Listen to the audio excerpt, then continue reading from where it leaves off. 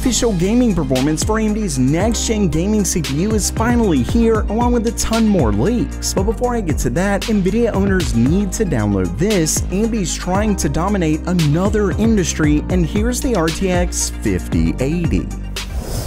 Welcome everyone to Gamer Meld. This video is sponsored by Taurus. Okay, it's news time, and first up for today, if you're an Nvidia owner, you need to download this. As you can see right here, this originally comes from Forbes, and it says, urgent, new Nvidia security warning for 200 million Linux and Windows gamers. As you can see right here, this actually comes from a security bulletin from Nvidia, where they actually have a whopping 8 high-severity vulnerabilities that this software update fixes. As you can see, back to the article as far as what it actually is, you can see it says, the reason for the urgency of this Nvidia security warning is that the company explained because the potential impact to users these vulnerabilities could unleash is code execution, denial of service, escalation of privileges, information disclosure, and data tampering. And basically what all of this comes from, it is out of bounds memory vulnerabilities, and as they state, they exist when a program attempts to read data from a different memory location than one within an allocated buffer. And as they go on to state, this is one of the most common security vulnerabilities discovered. So obviously this is a pretty big deal, though at the same time, I do want to point out that it does seem at least pretty much all of these require at least unprivileged regular user access, so it likely isn't a massive concern for the average user, though I definitely suggest you going ahead and going on here and downloading this. But at the same time, what they're able to do if someone does access your computer is that they can become more privileged, so they can add privileges that they ordinarily couldn't do. So this definitely is important, especially if you own a server or anything like that.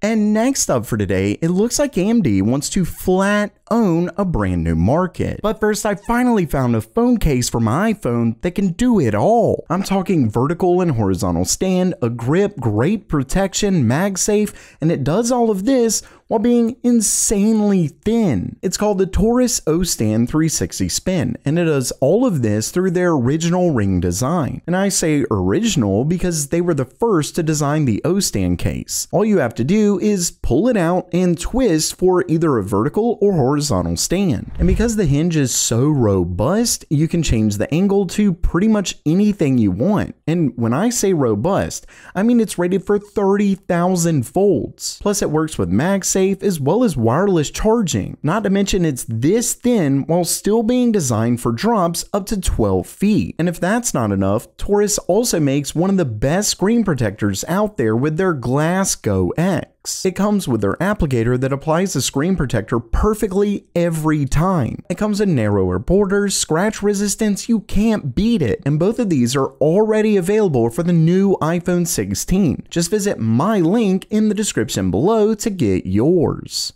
Now back to the story. AMD mostly owns the console market. Both the PS5 and Xbox Series X as well as S use an AMD APU. The Switch does use an Nvidia chip, but overall AMD has definitely taken the crown. And then recently an entirely new market was born when Valve announced their Steam Deck, and it came with AMD's APU built in. But then the company released the Ryzen Z1 and Z1 Extreme chips. These were made specifically for handheld PCs, and while some Steam Deck alternatives used it, not everyone did. And this brings me to our next story. As you can see right here, AMD is now planning a next generation Ryzen Z2 series of APUs. Now, I will say that there's been multiple leaks about this, but given the fact that they're getting quite a bit closer, it does look like these leaks are getting more and more accurate. Either way, this one originally comes from Golden Pig Upgrade Pack, who, if you've been following this channel, you know that they have definitely been very accurate in the past.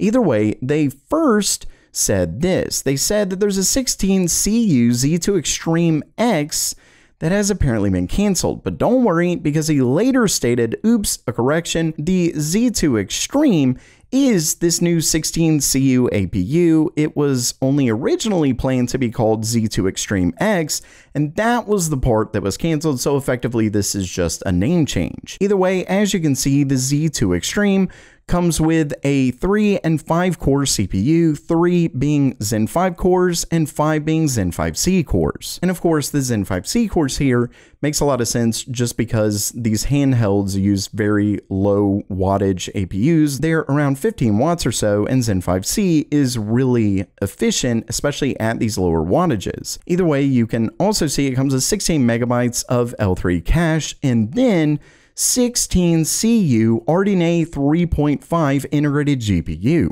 Now, for those who don't really remember RDNA 3.5, don't forget that this was specifically designed to be optimized for performance per watt. And when we compare it, so this right here is the Radeon 890M, which effectively is the integrated GPU that we're talking about here, 16 CUs, RDNA 3.5 based. And as you can see, so starting things off compared to last gen 780M, we're looking at 21% faster in 3D Mark's time spy. In the actual graphics portion, it's 22%. Then some of these, not much of a difference, but then the Wildlife Extreme, 46% increase, 24% increase in 3D Mark 11, then Unigen Valley, 37%. Then when we look right here in a comparison, especially in this lower 20 wattage area, you can see that some pretty big gains are had. We're talking from 33 to 37. That may not sound like much, but for example, while they have 35, it's at 44 right here. Then in another game, you can check this one out. We're talking 42 FPS to 57 FPS. I mean, this is just the average as of now. So basically, this bad boy can bring, at least in some games, some very serious performance boosts. So AMD is really not playing around when it comes to the handheld market, and it's really looking like the company is hoping to completely dominate it. And next up, first, I have a really quick correction to a recent video that I did, but then I'm actually going to show you one of Nvidia's next-gen GPUs. But first, I do want to mention that in one of my recent videos, I actually showed this video right here, which was in a factory where some people were starting what was clearly a brand new GPU. Now, according to this video, they claim that it's an RTX 5090, specifically a Zotac 5090. Well, it looks like the company is actually denying that. As you can see right here, this is a statement. It says, quote, "Over the last 2 days, we have noticed inaccurate speculation circulating regarding a rumored new graphics card product allegedly being manufactured by Zotac. We wish to seize this opportunity to provide clarification that the product showcased in the associated video is in fact an existing product currently in production known as the Zotac Gaming GeForce RTX 4070 Ti Super Solid." Now, I do want to quickly note that they call it speculation, but it wasn't like we just saw some random GPU and we're like, oh, that's the 5090. In the video where this was shared itself, it calls it a 5090. With that said, they are claiming it isn't, though I will really quickly state that if anyone has an incentive that if they accidentally leaked an RTX 5090, I'm not at all saying that's what they're doing here, just that when you're a company that's partnered with Nvidia, you definitely don't want to be the one who leaks a next generation card. We are going to assume that yes, this is an RTX 4070 Ti, so I'm sorry about that story, but we do have something that does look like it's a next generation GPU. As you can see right here, this story originally comes from Moore's Law is Dead, who I'll show you in just 1 second, who actually shared a picture of an upcoming product, and that was in fact correct.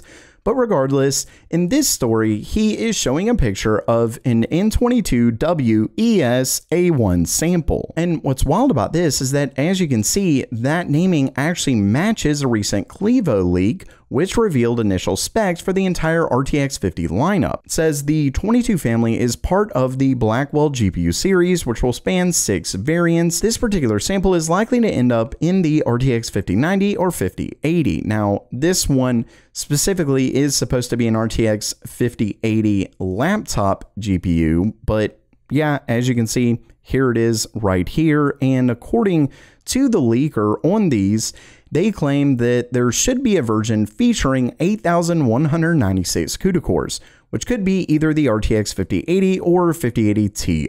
Of course, it is almost certainly the regular 5080, given the fact that Ti variants likely wouldn't come until later. Either way, given the fact that we're actually already seeing engineering samples out there in the wild, getting actual pictures of it, I would definitely say it's looking like Nvidia's next-gen GPUs are coming and coming soon. And lastly for today, AMD's new Ryzen gaming CPU is nearly here. And that's a good thing because Intel's next-gen CPUs haven't exactly been well received. To which, if you haven't seen my videos on that, definitely check those out. At least watch the intro for this video here, I think you'll get a good laugh. Anyway, because their next-gen X3D CPU is so close, a ton of leaks just happen. For starters, the recent leak on the box for AMD's next-gen CPU has been confirmed, because you can see right here it says we now have a new high-resolution image of the packaging, and yes, it fully matches the previous leak. Not only that, but we also have a new leak from a very accurate AMD leaker, where as you can see they're calling this the second generation 3D V-Cache technology, meaning the next generation X3D chips should be a massive change from the first and second gen X3D chips. As far as what exactly that change is, he doesn't say here, but obviously for them to call it the second generation, this should be pretty big. And this brings me to performance. First, we have a leak, but then we have something much bigger. But really quickly, as you can see right here, there's a new benchmark that leaked out that's a whopping 22% faster than last gen. So this is the 9800X3D, but versus last gen 7800X3D. As you can see, this is a Geekbench benchmark, and we're talking a single core score of 3,305 and a multi-core score of 18,221. And as you can see down here, that puts the single core performance up to 22% faster than the 7800X3D and multi-core performance up to 20% faster. Now, while talking just a single benchmark isn't all that big of a deal, let's talk the, apparently, according to this, official marketing slides that give us the real performance change. As you can see right here, this one originally comes from video cards, and at least according to them, this was actually given out by AMD, where you can see that the 9800X3D, apparently that is set to be what it's called, is getting an 8% performance boost in games versus the 7800X3D and a 15% performance boost in multi-threaded workloads. So yeah, I'm not gonna lie, that 8% performance increase is fairly disappointing, but don't forget that this looks like it's more than likely an average over many games. So some games you likely won't get much of a performance increase at all, but in others you could get maybe 15-20% plus. But the really big news here, I think, is this 15% performance increase in multi-threaded workloads, because that really does tell me that unlike the 7000X3D series, we really could be looking at the 9000X3D series being able to not only be better in gaming, but also multi-threaded workloads, or at least right neck and neck with the regular non-X3D chips. And of course, that means that you're not having to pick, do I care more about gaming or do I care more about multi-threaded workloads, to determine which 9000 series CPU to get. If this is right, forget about the regular 9000 series, you want an X3D part. So while that does it for today, does this make you more excited for AMD's next-gen 9000X3D series, or are you a bit disappointed? Let me know down in the comments below. And don't forget to pick up your new Taurus case down in the description below. And as always, have a great day.